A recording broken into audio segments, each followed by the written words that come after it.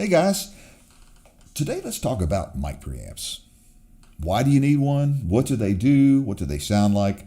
I think probably in a fairly short time we can cover the important aspects of it. So what I'm going to do first is to explain exactly what a mic preamp does and why you need it. And then what I'm going to do is talk about three different types of preamps. One, the basic one that usually comes in your interface. And then there's a more elaborate version, but that's very similar to that. And then you have your exotic preamps like tube, transformer based, and so forth. And we'll talk about those also. The reason you have a mic preamp is a microphone converts sound energy into voltage.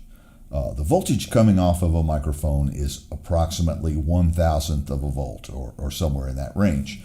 Electronic gear like compressors, outboard gear, analog to digital converters want to operate close to 1 volt. The microphone preamp's job is to amplify that super low signal to a one that's usable by the computer. Basically, that's all it does. But it's at a pretty high range. 1,000 times is a lot of gain. The audio industry has invented different devices that do it in different kinds of ways. The simplest, most inexpensive type of microphone preamp is like what you have in your audio interface. It uses several operational amplifiers, which are little electronic chips that are capable of creating a minimal amount of gain, but by adding them up to each other, all of a sudden the appropriate amount of gain, approximately 40 dB or 500 to 1,000 times, is achieved. Most of these devices are off the shelf. They're not designed with an enormous amount of electronic sophistication, so they're sort of the workhorses of the industry. Generally, the controls on them are very simple. So we have the Digi 003 rack behind us here, and it has a single knob that controls the gain for each of the mic preamps. It sounds okay. And I would say that for background things that are not going to be in the forefront of the mix, they work really well. They're going to be a fairly close representation of what your microphone sounds like. So really, all in all, you could get by with them for your entire album project if you wanted to. There are instances, however, where an enormous amount of detail and accuracy are the most important aspect of the recording. And in that case, microphone preamps like this Millennia Media behind me are the perfect solution to your problem.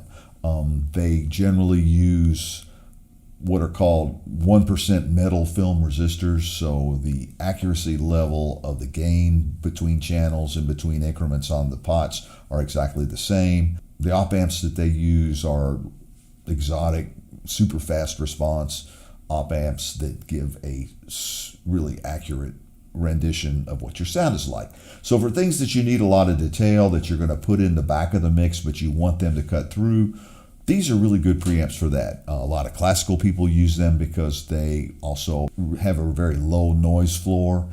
So at soft parts of the music, they're not going to be inundated by noise, and they're able to amplify ribbon microphones to a usable level. If you look at this Millennia Media, you'll see that the gain control on there has 25.5 dB of gain available to you in incremental steps. In most instances, this is probably not going to be enough gain for you to use. It allows you, if you push the A button on there, to add an additional 18 decibels of gain. And if you push the A and the B button, it gives you 36 dB of extra gain. Okay, so there are times when you really want that clean, accurate sound, but then sometimes you want to color the sound a little bit. If you think about the way things sound when you really crank them up loud, you'll hear more of the overtone series. The transients, the high and low volume levels are kind of evened out a little bit, sort of compressed. And we have a preamp that'll do the same thing. The Universal Audio 610 is a transformer input tube-based mic preamp. It has both gain control and level response. Gain is like the pump. It controls how much amplification you are actually applying to the signal. The level is more like a valve at the end of all of this, and it controls how much of that amplified signal comes out and goes on to the rest of the world. So if you want to, you can create some internal friction in there, make the signal a little bit more distorted if you like, crank up the gain if you want to, and turn the level back and get a little bit more internal distortion. However, if you're trying to go for a little cleaner sound, then you can do the opposite with it. Run that gain lower and run the level higher, use a little less amplification, have a little less distortion, and still put out the same volume level. It also has a couple of different input impedances that you can set, which color the sound differently, so you can adjust both of them. The thing about the tube-based preamp is because it has a little bit of a louder sound, when you put something in a mix that has been recorded through it, it automatically kind of goes to the front and drags your attention to it. So for a lead vocal or an instrument that is carrying the melody or something like that, this is a really good preamp. Another cool thing about this preamp is it has a fairly complicated EQ circuit in it. It has a low and a high frequency, but then each of the low and the high frequency have 3 different ranges that you can select. In addition to the equalization circuit, it also has an optical compressor circuit, so by using that you can make your signal sound even louder and more controlled if you like. The difference between an optical and an electrical compressor is the optical compressor has a slower attack and release time and has a little bit more of a natural sound, but it doesn't have quite the level of control, particularly for catching transients, that an electrical based one does. In addition to these two extremes for preamp, there's something that falls in the middle, a transformer based solid state preamp.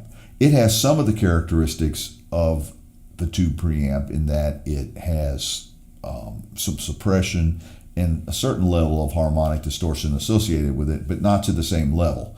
The classic Neves and SSL consoles and all the ones from the 70s were basically done like this. So if you're trying to get that 70s kind of sound, that would be a good route to go. You know, the difference that you'll get in selecting different microphones and placements is going to be much more obvious than the differences that you're going to hear in these mic preamps. This is really a subtlety, and the truth is I've done plenty of recordings that I've only used the onboard mic preamps that came with my interface and have been really happy with that. However, if you want to bump it up a level, try to experiment with some creativity and really do the absolute best you can, that's a time maybe you might want to dig into a more expensive preamp or something like that.